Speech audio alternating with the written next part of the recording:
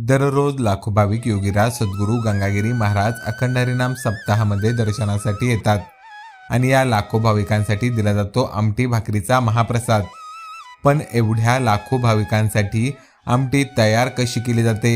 इतक्या मोठ्या प्रमाणात आमटी बनवताना अंदाज येतो तरी कसा?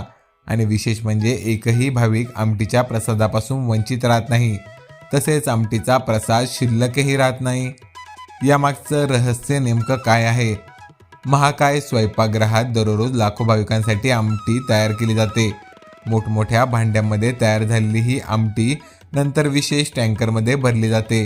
यानंतर या टँकरमधून पंक्तीत बसलेल्या लाखो भाविकांच्या ताटापर्यंत आमटीचा महाप्रसाद पोहोचवला जातो। लाखो भाविक, हजारो पंक्ती आणि प्रत्येकाच्या ताटात वेळेवर पोहोचणारा महाप्रसाद।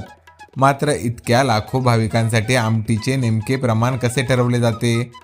किती आमटी बनवायची याचा अंदाज कसा घेतला जातो? आणि दररोज प्रसाद कमीही पडत नाही, शिल्लकही राहत नाही, यामागचं व्यवस्थापन नेमकं कसं चालतं?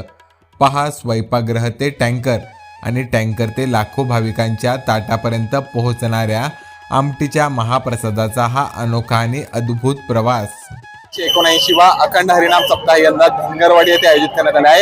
या सप्ताहामध्ये दररोज लाखो भाविक आमटीच्या प्रसादाचा आस्वाद घेतात। या सप्ताहाची वैशिष्ट्य म्हणजे आमटीचा प्रसाद आहे। आणि या अखंड हरिनाम सप्ताहाच्या स्वयंपाकगृहात आपण आहोत। स्वयंपाकगृहाचे प्रमुख आपल्यासोबत आहेत महेशजी टेके। महेशजी, खूप खूप स्वागत आहे मराठी पत्र। तुमचा पहिला प्रश्न आहे तुम्हाला की लाखो भाविक या ठिकाणी येतात, या आमटीच्या महाप्रसादाची तयारी तुम्ही नेमकी कशी करतात? नमस्कार, जय हरी। आपण बघत आहात इथं बॅक साईडला यात 35 भट्ट्या आपण आमटीच्या लावलेल्या आहात। 35 भट्ट्या कंटिन्यू सकाळी 6 वाजेपासून तर संध्याकाळी जवळ आपले भाविक कमी होत नाही त्यावर कंटिन्यू चालूच असतात। एका मागे एक कंटिन्यू फेरीवर फेरी चालू असते। आजच्या नियोजनाचं सांगण्यात येतं का 1 लाख सव्वा लाख लिटरच्या आमटीच्या स्टॉकचं आपण नियोजन केलेलं आहे। आता लोक अर्ध्याच्या वर आमटी रेडी झालेली आहे आणि संध्याकाळचा हिशोब सांगण्यात येतं की संध्याकाळी भाविक कंटिन्यू वाढतच आहे। बरे, स्वयंपाकघर किती वेळ चालतं? कारण रात्री पण या ठिकाणी आमटीचा प्रसाद वाटला जातो। मोठ्या संख्येने भाविक येत आहे, लाखोच्या संख्येने येत आहे। आणि याचं नियोजन कसं होतं की किती लोक येत आहे आणि कशा आमटीचा प्रसाद बनवायचा? स्वयंपाकघराचं सकाळी 6 वाजता भट्टी चालू झाली त्यावर आपल्याला भाविक दिसत राहील, त्यावर कंटिन्यू भट्टी चालू राहील। ते मग ते किती वाजू, 10 वाजू 11 वाजू कंटिन्यू भट्टी चालू राहणार। अखेरच्या ताटापर्यंत आमटी पूजेपर्यंत कंटिन्यू भट्टी चालू राहणार। बरं, आता किती तुमच्या इथं कारागीर आहेत, किती स्वयंसेवक आहेत, किती मदत करतात? पुऱ्या किचन घरामध्ये 400 वर्कर आपण लावलेले आहे। बरं, आता आज जर बघितलं की आमटीचा प्रसादाला या ठिकाणी टँकर लावलेले आहे, टँकरच्या माध्यमातून वाढलं जात आहे, तरी पण या ठिकाणी जो तुमचं बनवायचं आहे त्याच्यात कमतरता भासते, आणखी तुम्ही भट्ट्या वाढवता असं तुम्ही सांगितलं। काय नियोजन आहे नक्की? किती आज आपण बघितलं का आज 1.25 लाख लिटरच्या पुढे आमटी गेलेली, तरी आपल्याला आमटीला कमतरता नाही भासली अजून। पण आपण आमटी कमतरता नाही भासू म्हणून आपण इकडे अजून 15 कड्या वाढणार आहे। 35 प्लस 15-50 कड्यापर्यंत आपण नेणार आहे। भाविक वाढताय म्हणून कड्या वाढवा? भाविक वाढते आणि भाविकांची गैरसोय नाही हो म्हणून आपण भट्ट्यांमध्ये वाढव करणार। बरं, आता एकूण किती भट्ट्या होतील मग वाढवल्यावर? या 50 भट्ट्या आहेत, 250 लिटरच्या 50 भट्ट्या चालणार आणि 2500 लिटरच्या आपण नवीन मोठ्या कड्या आणलेल्या आहे। तर त्या वन टाइम 2500 लिटरच्या कड्या पण कंटिन्यू चालू आहे। असं होतं का आमटी शिल्लक राहते? नाही, संध्याकाळच्या वेळेस आपलं समजा उरलं तर 2, 5, 10 वाजल्यावरती आमटी शिल्लक राहतच नाही। कसं हे नियोजन करता तुम्ही की आमटी जास्त उरणार नाही काय?